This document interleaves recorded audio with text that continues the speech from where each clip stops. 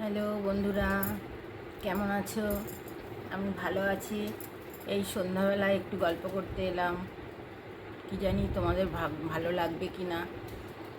আজকে তোমাদের তো আগের দিন যে ইন্ট্রোডাকশন ভিডিওটা দিয়েছিলাম সেটা ফুল কমপ্লিট হয়নি। দ্বিতীয় পার্টে দেবো ভাবছি। আজকে আর একবার একটু বলবো। যাই হোক, গ্র্যাজুয়েশন কমপ্লিট করার পর তো আমার বিয়ে হয়ে গেল। বিয়ের পরই মেয়ে, সে তো তোমাদের বললামই। কিন্তু তারপরেও মেয়ে যখন ক্লাস 3-তে পড়ে, মানে নলেজ হোমে, তখন আমি আবার পড়াশোনা শুরু করি 2006 সালে। হ্যাঁ, 2006 সালে আমি আবার পড়াশোনা শুরু করি। এবং কিভাবে করি সেটা তোমাদের বলছি। হঠাৎ আমার বিবাহবার্ষিকীতে আমার হাজব্যান্ড বললো যে কী নেবে। তা আমি বললাম যে ঠিক আছে, আমাকে তাহলে একটা বালা বানিয়ে দাও। তা বললো যে বালা বানিয়ে দেবো না, আমি একটা জায়গায় তোমাকে ভর্তি করে দেবো। কোথায় না, মাইসে। তুমি এসএসসির জন্য খাটো। আমি তখন দেখলাম বাহ, গুড অফার, একটু পড়াশোনা করতে পারবো। পড়াশোনায় যে খুব আমি ভালো ছাত্রী ছিলাম তা কিন্তু না। বললাম না, বাবা ট্রান্সফারেবল জবের জন্য আমরা মানে 6 মাস কোথাও গিয়ে সেখানে আমরা অ্যাডজাস্ট করারই সময় লেগে যেত 6 মাস।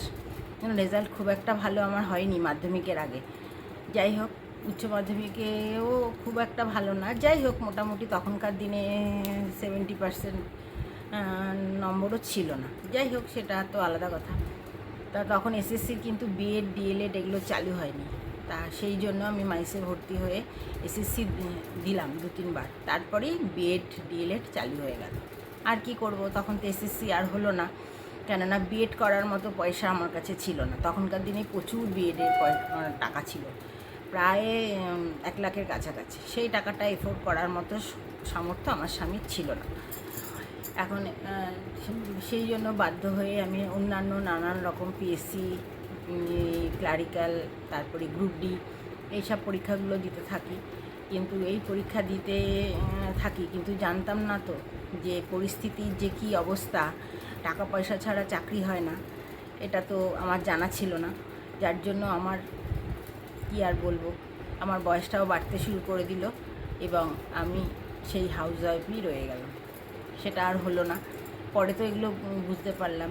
হ্যাঁ, তারপরে আর কি করব, তারপরে নানান রকম টুকটাক করতাম।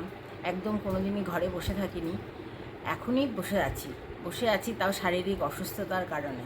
আমি অল টাইম চেষ্টা করে গেছি এবং মেয়েকে সেইভাবে তৈরি করার জন্য আমি বাইরে অল টাইম ঘুরে বেড়াতাম এবং তার সঙ্গে কিছু যাতে ইনকাম করা যায় সেটা আমি অল টাইম চেষ্টা করেছি।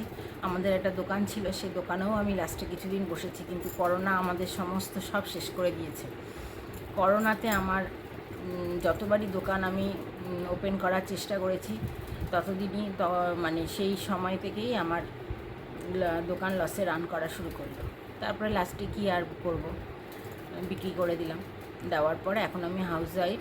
এই এখন আমার চলছে মোটামুটি দিনটা। তোমার ভালোই চলছে, খারাপ চলছে না। কোনো কিছু খারাপ বলবো না, খারাপ বলতেও নেই।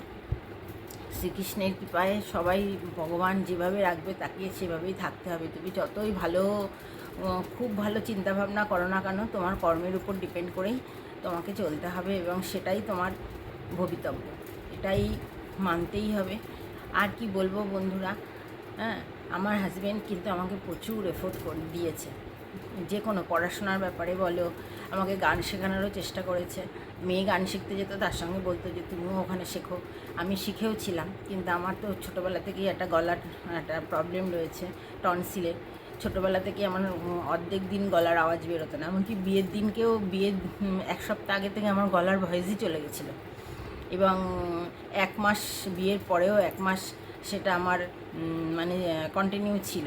এই জন্য অনেকেই আমার শ্বশুরবাড়ির লোকেরা বলতো যে তোমার গলা ঠিক আছে তো, তোমাকে তো আগে কথা বলে দেখেছি, তোমার তো গলা ঠিকই ছিল, এখন তোমার গলা ছাড়ছে না কেন। এই হচ্ছে ব্যাপার, বুঝলে বন্ধুরা। মেয়েদের জীবনে ওঠাপড়া, মেয়েদের কেন, সবারই জীবনে ওঠাপড়া আছে। ওঠাপড়াকে নিয়েই চলতে হবে, আর কি করা যাবে। তা আমি তারপরে আমার বর তারপরে বললো যে ঠিক আছে, এসএসসি তো বন্ধ হয়ে গেলে কি হবে, তুমি এবারে নানান সব সরকারি চাকরি পরীক্ষা দাও, এমএটা কমপ্লিট করো। তারপরে এমএটা করলাম। এমএটা কমপ্লিট হলো কল্যাণীতে, কল্যাণী ইউনিভার্সিটিতে এমএটা। আর গ্র্যাজুয়েশনটা করেছিলাম ক্যালকাটা ইউনিভার্সিটি থেকে। তারপর আমি টিচার্স ট্রেনিংও নিয়েছি, কিন্তু সেটা নিতে নিতে আমার বয়সটা চলে গেল, আর আমার হলো না।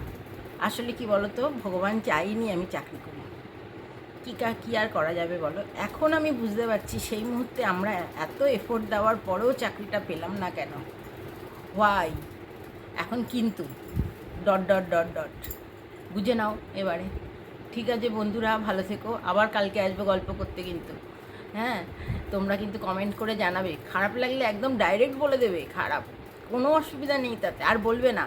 তখন কি করবো বলো তো, এই গরমে রান্নাও করতে যাব, রান্না করতে পারছি না বন্ধু, এত গরম। আমার অপারেশন তো, তিনটে অপারেশন, আমি আর রান্নাঘরে দাঁড়াতে পারি না, খুব কষ্ট করে করেছি, আবার করব, ভালো মন্দ হলে দেখাবো, এখন সেরকম ভালো মন্দ রান্নাবান্না করছি না, বুঝলে বন্ধু। ঠিক আছে, ভালো থেকো, সবাই সুস্থ থেকো, ঈশ্বরের কাছে প্রার্থনা করি সবার মনের বাসনা সব পূরণ হোক। Good night.